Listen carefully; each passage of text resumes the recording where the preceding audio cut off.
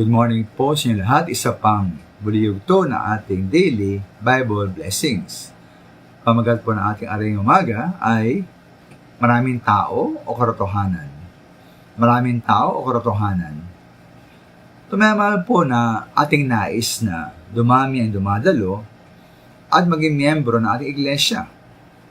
At nakalungkot mga minamahal kung hindi na bumalik ang mga dating dumadalo, umari pong umalis na o linipat na ating mga miyembro sa ibang iglesia.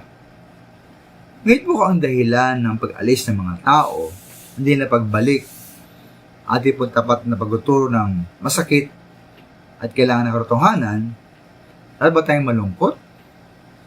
Sa 1:635 po, ating Panginoong Hesus ay nagsabi na siya ang tinapay ng buhay. At sino mang lumapit sa Kanya ay hindi magugutom, at sinumang manampalataya sa Kanya ay hindi mauhaw. Sa verse 41, nagbulong-bulungan po ang mga Hudyo dahil sa sinabi niyang ang Panginoong Yesus ang tinapay na bumaba mula sa langit. At bilang sagot po, sabi ng Panginoon sa verse 48, na siya ang tinapay na nagbibigay buhay. Ngayon po sa verse 60, sinabi po ng kanyang mga alagad at marami sa kanila na mabigat ang panalita ng ating Panginoon. Sabi po roon, sino ang makakaunawa nito?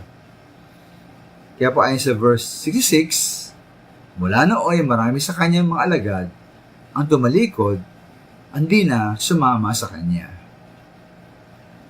Minamang sa isang banda po, tungkulin natin ibahaging katotohanan sa mga tao. Kaya po ay masakit, pakinggan o tanggapin. Kaya po kay Pablo sa Galatia 1:10, hindi niya sinisikap na magbigay lugod sa tao at papuri lamang ng Diyos ang hangad niya.